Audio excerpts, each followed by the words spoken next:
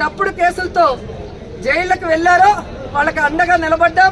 వారందరికీ కూడా ఈరోజు బెయిల్స్ ఇచ్చాం. ఎవరైతే వాళ్ళ మీద అక్రమ కేసులు పెట్టి ఇబ్బంది పెట్టారో ఆ కూటమి నాయకుల్ని గాని ఆ అఫీషియల్స్ ని గాని వదిలిపెట్టేది లేదు. మీకు రెడ్ బుక్ రాజ్యాంగం ఉంటే మాకు అంబేద్కర్ గారి రాజ్యాంగం ఉంది. అంబేద్కర్ గారి రాజ్యాంగం ప్రకారం న్యాయబద్ధంగా మీ అందరినీ కూడా శిక్షిస్తామని కూడా ఈ సందర్భంగా తెలియజేసుకుంటున్నాం.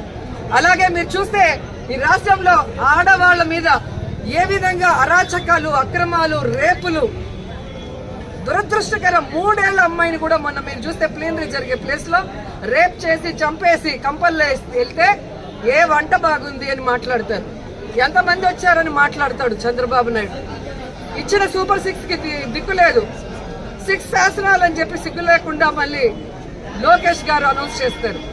పవన్ కళ్యాణ్ ఏమో నాకు ప్యాకేజ్ ఇస్తే చాలు, ఎవడెక్టు వచ్చినా నాకెందుకని. రాష్ట్రంలోనే కాదు, పిఠాపురంలో ఆడపిల్లలు రేపైనా పట్టించుకోడు. పిఠాపురంలో ఎస్సీల్ని గ్రామ బహిష్కరణ చేస్తే పట్టించుకోడు. సుగాలి కేసు అన్నారు, ఏమైందో తెలియదు. 30,000 మంది మాయమయ్యారన్నారు. మరి ఆ రోజు ఇంటెలిజెన్స్ వ్యవస్థ నీకు చెప్తే ఈ రోజు కూటమి ప్రభుత్వంలో ఉన్న నీకు ఇంటెలిజెన్స్ చెప్పదా 30,000 మంది ఎక్కడున్నారు?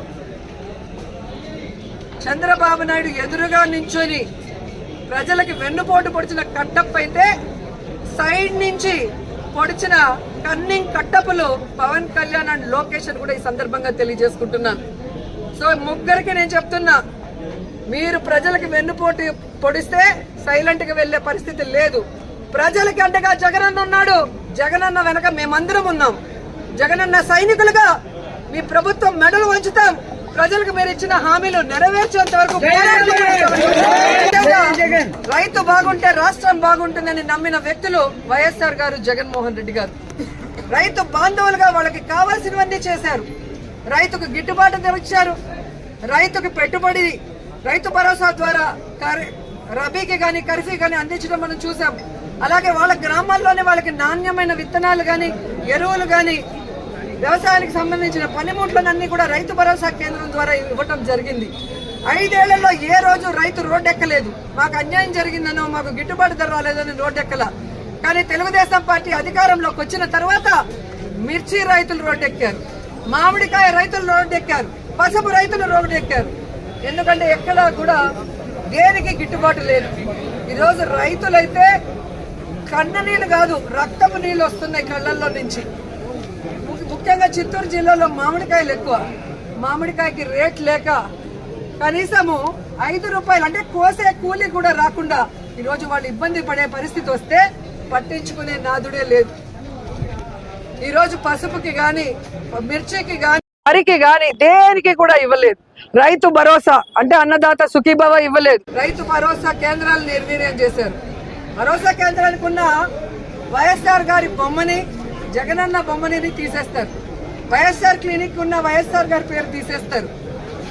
నిజంగా మీరు నిజమైన నాయకులైతే, మీకు చిత్తశుద్ధి ఉంటే జగనన్న చేసిన దానికన్నా గొప్పగా పరిపాలించండి. జగనన్న చేసిన దానికన్నా గొప్పగా సంక్షేమాన్ని అందించండి. జగనన్న చేసిన దానికన్నా గొప్పగా అభివృద్ధిని అందించండి. అంతేగాని నిర్వీర్యం చేస్తూ ఈరోజు కక్ష సాధింపు చర్య చేసుకోవాలంటే గొప్ప గొప్ప వాళ్లే చరిత్రలో చరిత్రహీనులుగా మిగిలిపోయి కాలగర్భంలో కలిసిపోయారు.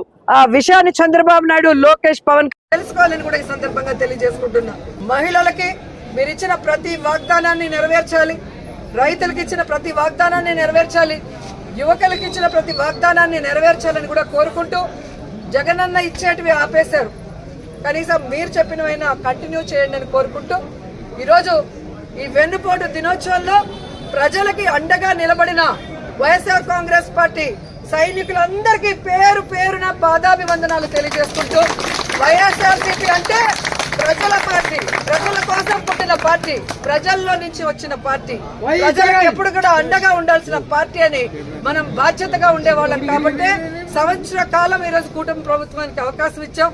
సంవత్సర కాలం ఇచ్చినా కూడా వాళ్ళు కుంభకర్ణుల్లా నిద్రపోతున్నట్టు నటిస్తూ ఈరోజు కూటమి ప్రభుత్వం ఏ విధంగా అవినీతితో దోచుకొని దాచుకోవటమే పనిగా పెట్టుకొని ఈ రాష్ట్రాన్ని అప్పుల పాలలో ముంచేస్తున్నారు. కాబట్టి రాష్ట్రాన్ని కాపాడుకోవాల్సిన బాధ్యత, ప్రజల్ని కాపాడుకోవాల్సిన బాధ్యత మన మీద ఉంది. కాబట్టి ఈరోజు వెన్నుపోటు దినంగా ప్రకటించి రాష్ట్ర వ్యాప్తంగా ప్రజలకు అండగా ముందుకు వెళ్ళాం.